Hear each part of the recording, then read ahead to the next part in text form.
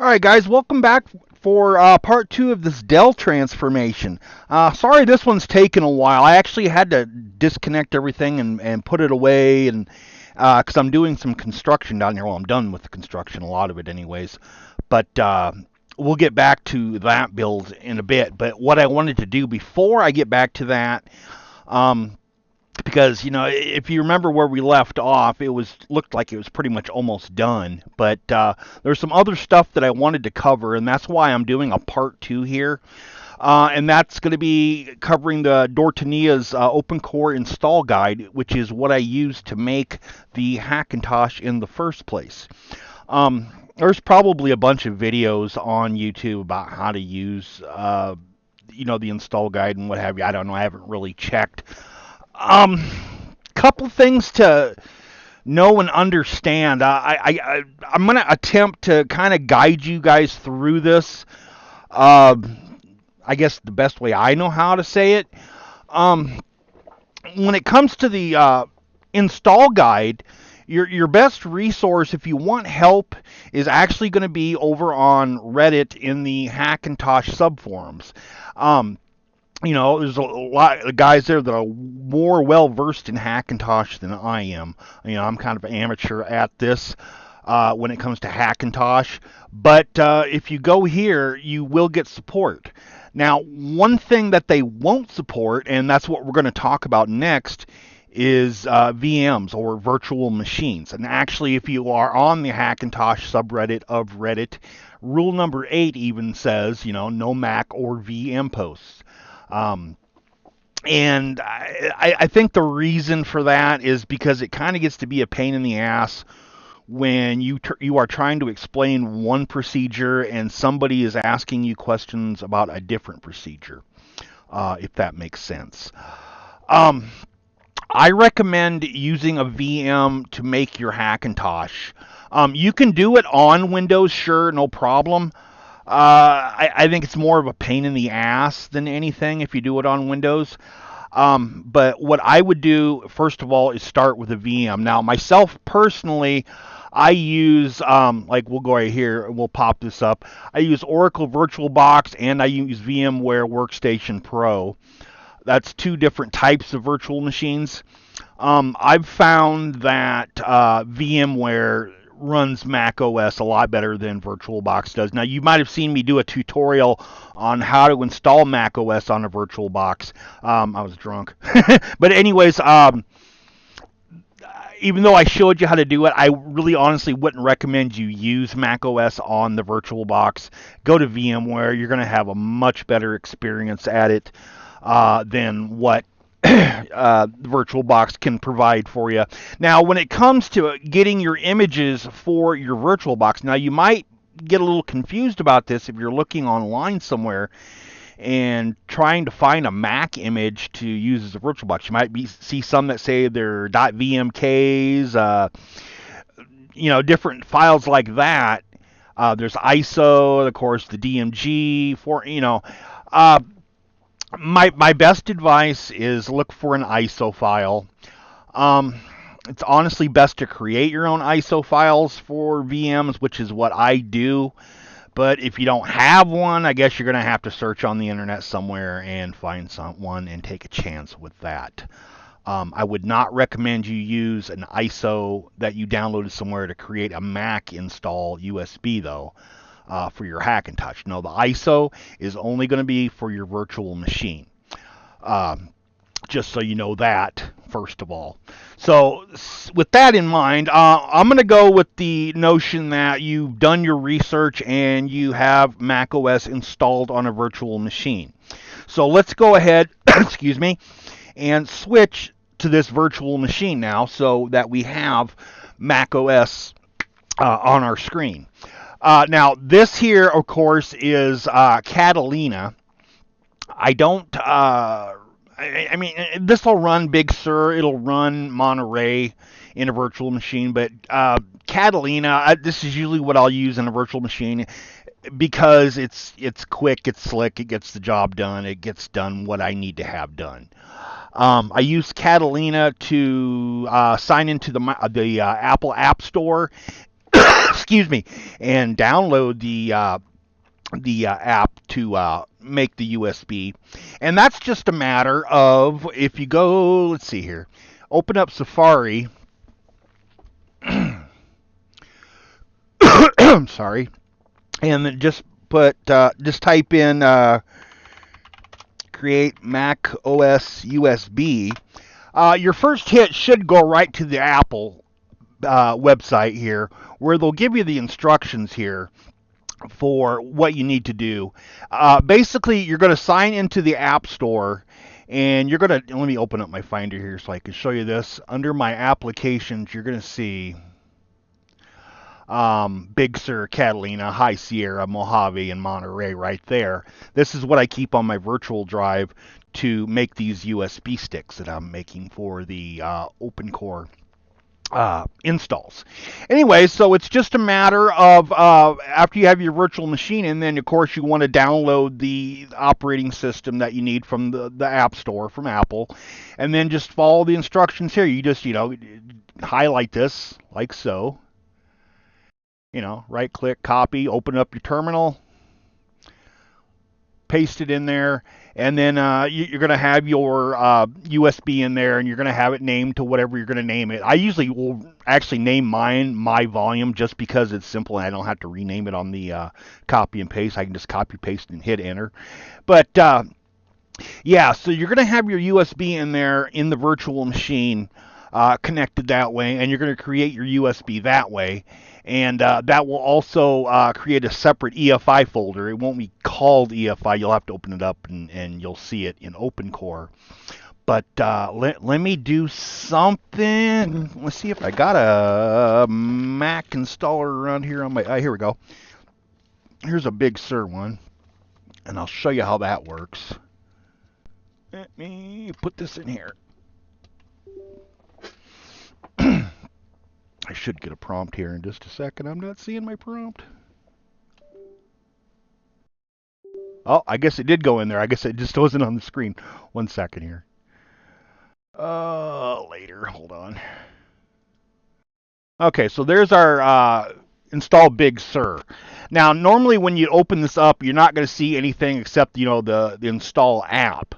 You don't see your EFI. Now, that's done by, let me close this up here, going to OpenCore auxiliary tools that I've talked about before, and you're going to open that up. Let's download the new version here real fast while I'm babbling. Let's start an upgrade. There we go. I haven't ran this in a while. Anyways, open up OpenCore auxiliary tools. Now, if you want to see the EFI folder, it's just a matter of, let me get rid of this. Sorry. It's just a matter of going up to this right here, clicking this,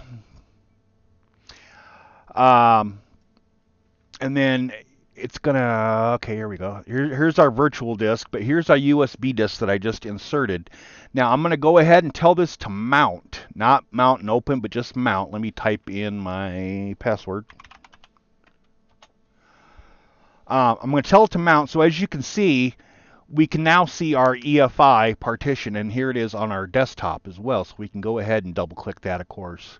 Of course, it's already open because it already mounted on there, but here we can access all our OpenCore stuff. Now, here's our config plist that I created for, I can't remember which Hackintosh. I think this was for a Lenovo. We can go ahead and open this real quick. But yeah, here's our config thing going on here. Well, what is this? Let me see what this is real quick. Sorry. Mac 17.1. Yeah, I think this was for a Lenovo that I did. I don't remember right offhand. But anyways, getting back to OpenCore here, I kind of want to show you a couple tricks here. Now, I did show in another video how to do some edits, but I want to show you now how to add some stuff to OpenCore without having to do all this typing, and this is why I like doing this in Mac OS. Let's go here under kernel, which is where we're going to find our text files, and as you can see right here, we've got all these in here that are set, and let's say I have this one here that I need, we'll say like this Vetroo controller text right here that I want to add to it. Now in Mac OS, this is very easy. Now if we open up the, hold 1 second here so you can see this happening, the OpenCore text folder, you can see that this kex is not in there. Now we could drag it over on in there into this folder, which would be fine too, but an easier way to do this and to add it to this folder and into OpenCore at the same time is take this file, drag it to OpenCore. Okay, see what I'm saying there? See what I just did there? I took it and I drug it from my desktop to OpenCore. And then I just drop it in there. Now you see what happened over here? If you didn't catch that, rewind it. This here automatically got inserted into this folder as well. So it actually copied this over into the text folder. And if you look right here, look at this. It's all set to true and enabled right there. It's just that quick and that slick. So you can do that pretty much with any file. You can do it like, let's say you created some ACPI files. Maybe in Windows, in which you'll want to do that first, is create those files in Windows. Like I said, you want to follow that OpenCore guide. I'm not going to talk about that too much. I'm talking about OpenCore auxiliary tools. But anyways, yeah, you'll want to create your SSDT files or whatever, insert them the same way. Just copy them over like on a USB stick or something from Windows, and then drag them in the same way. Easy to do.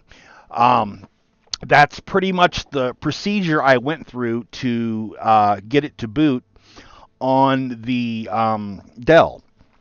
Now, let's cut this scene here. I actually need to hook up the Dell. Been a little bit busy. I've been trying to get some of this video thought out and done and recorded. We'll see how that goes along. But that's in a nutshell how you're going to run OpenCore, and in addition to the other instructions that I give in the other video that I did about Dortania, which is right over there up in the corner. You can check that out. But anyways, let's cut this scene and let's get that Dell hooked up here, and so I can talk about some other stuff here real fast. Okay, so here we are back on that Dell. As you can see, I'm booted into Windows on it. I actually did a dual boot thing, but I opened up the web browser on this Dell, and we're back at the Dortania guide, looking at ACPI. And what I'm going to talk about now a little bit is the SSDTs and how to make those. You'll want to use SSDT time for that. The instructions are on the Dortania guide. I'm not going to go over that and point you in the right direction or anything like that. You're big people now. You can figure that out for yourself. But one of the ones that I need to make still is the SSDT PM. I haven't done that one yet, but if you look in my backups here, I have the EC, the IMEI, and the plug ones in here. And I also have the custom-made SSDT for the Dell Inspiron that I personally made. I'm not going to go over that too much, but that's kind of the process that I went into. Another thing that you're going to want to do is you're going to want to map your ports. That can get complex, and if you look on YouTube, there's some videos on how to do it, and that's kind of the old method of how to do it. What most people are using now is USB Toolbox. And if you go onto Reddit and under the Hackintosh subreddit, under info and guides, you're going to see one that's called Guide Easy USB Mapping with USB Toolbox on Windows. That's where you'll want to go to figure out how to do the port mapping without me having to try to explain it to you. I think he does a pretty good job at explaining it. You're definitely going to want to map out your ports on this Dell, especially this one. So I actually need to redo this because remember I added that add-in card that's got some USB 3 on it. So I need to actually remap it because you're actually limited to 15 on here. But you'll need to make some changes and what have you after you've done the port mapping. Again, easy USB port mapping with USB Toolbox on Windows. That's in the Hackintosh subreddit over on Reddit. You want to check that out. And yeah, you compile that all together. Now, as for dual booting, that's a little complex too. The first time I tried dual booting on a Hackintosh, I actually had Windows crashing on me several times, and the reason for this is that when you have OpenCore going, it actually injects ACPI into Windows as well as Mac, so it kind of can screw some things up.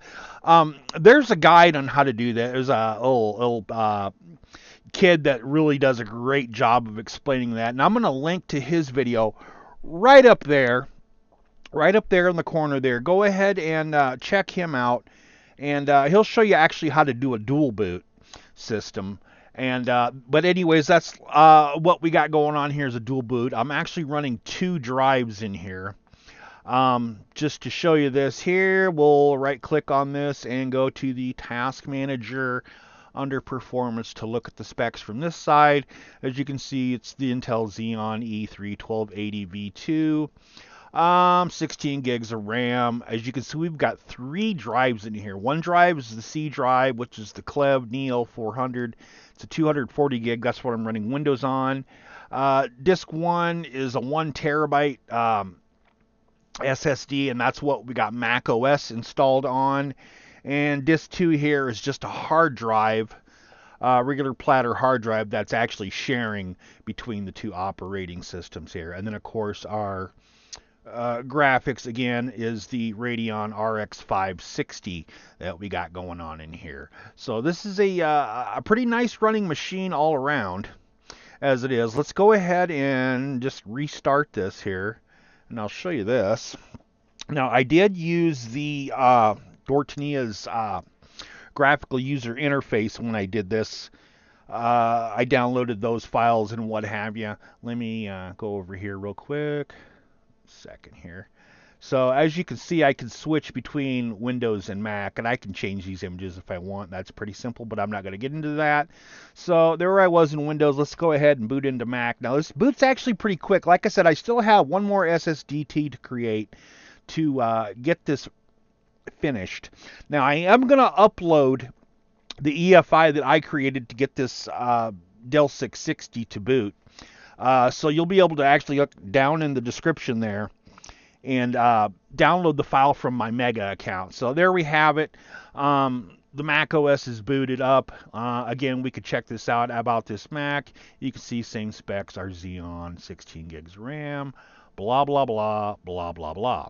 So, and again, we look up here, Wi-Fi, Bluetooth, AirDrop even is working.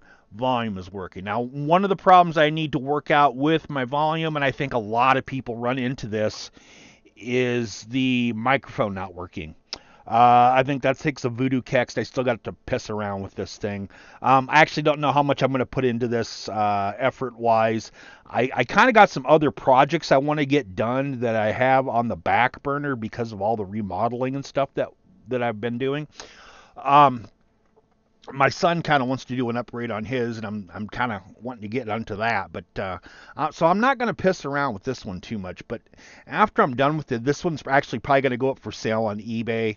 I might leave a link if I do on this description. If I do throw it up on eBay, who knows? But yeah, excuse me, shit. So that's the internal parts. It's running great. It's Mac OS Monterey. I haven't tried Ventura on this.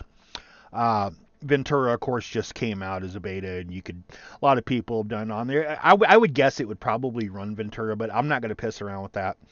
Like I said, I have other stuff to do. I just kind of wanted to talk about doing a Hackintosh on the Dell. Really, really good running. Now, you guys seen how fast it booted there, and it's switching over. Excuse me, I got the hiccups today. Switching over is really simple too. It's just a matter of hit your restart there, and then there it's gonna. I guess you won't see it on this screen because it's I'm actually running OBS right here. What you're seeing, so I'll actually have to look at my screen. There it is. So yeah, I can just reach over, go over there, go back to Windows if I want. I can go right between them. Just that simple. It boots real nice. It was kind of tricky getting Windows 11 installed. just because you do have to do a Rufus hack or else manually do some hacks to get past the TPM, of course, to put it on Dell. Now, I've shown how to do Windows 11 on the older computers like the Dells like this. No problem. It was kind of a shit. One of those things where I took two USBs. One was to do the formatting and all that stuff. The other one was to do the installing. I'm not going to get into how that was done, but yeah, I did manage to do Windows 11 and Mac OS Monterey on this Dell Inspiron 660. Pretty cool, huh? So yeah, this is looking nice. Now all that's left to show you now is the final RGB. Now I had to do a little bit more work on this. I added a couple things, subtracted a couple things. That what was it? The 24 pin extension. I actually ended up switching out. Jesus, I'm yawning. I ended up switching out for a different one because I actually had some spare Leon Lee Strimers, some first gen Leon Lee, not the Strimer Pluses, that I wasn't using anymore, that I pulled off from my daughter's old build. I decided to incorporate that into there, and then I did a couple other things. Well, we'll show you here. Let me cut the scene, and we'll go to the final on this, and I'll show you the RGB on this, and then this is done.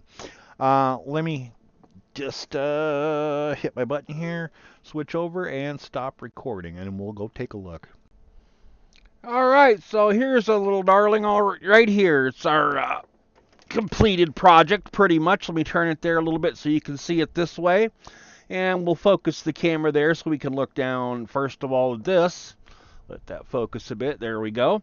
And starting over here on the right-hand side, you can see that I put the Leon Lee Strimer on the 4-pin for the EPS there. You can see another Leon Lee Strimer on the 24-pin going on. So you can see the AIO that I showed you. You can see the, let me go like that and focus on there a little bit. Let me tighten it up. Sorry. Easy DIY Fab memory covers there. Let me back that up a little bit. It's out of focus there. There we go. Easy DIY Fab memory covers on the memory.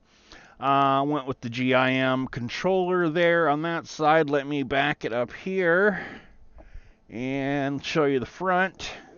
Oh, before I show you the front, let me show you down here at the bottom. Notice it's got like a little Apple logo going on right there. And then on the other side there, I don't know if you can see it from there, it's got a Windows logo. See it from there? There we go. But anyways, yeah, let me turn this around here so you can take a look at that front. Different fan in there that I changed out. Looks pretty good that way. And we'll take a view off to the side here so you can see the side view. Let me go ahead, flip off the lights, darken it up in here, get a little bit better view of that in the dark. I don't know how dark it's going to be though, because I got the light from the monitor showing here. But let's turn this around a little bit more. Let you have a look at that front. And turn it to the side, let you have a look at the side again over here in the dark. So overall, pretty neat build, I think. Like I said, this one's going to go up on eBay. I have lots of stuff to do. I just wanted to get this one finished off. There's probably a couple more tweaks that I could do to this one. But I just really kind of want to get rid of it because I'm trying to clear some stuff out. So next video up is going to be the project actually that I've been working on down here in the basement for quite a while. It's not going to be a computer. It's going to be the basement that you're going to see coming up next, that I've filmed off and on here and there as we progressed with it. So that's going to look pretty cool. And then after that, my son was wanting to do an upgrade on his, so we'll probably do an upgrade on his. And then after that, I've got 4 or 5 more computers to build. A few of them new of them, a few of them old, and then any other projects that come along In the meantime, I've kind of shifted myself to getting rid of a lot of my inventory in the house to getting set up for builds because I can't kind of do both at once. It kind of gets to be a mess. But that's going to be it for this build, guys. Dell Inspiron 660 running Windows 11 and Mac OS Monterey with a Xeon processor, 16 gigs of RAM, and well, runs like a champ. So that's going to be it for this video, guys. I'll see you in the next one. I'll let you check out that remodel. Talk to you later, and bye.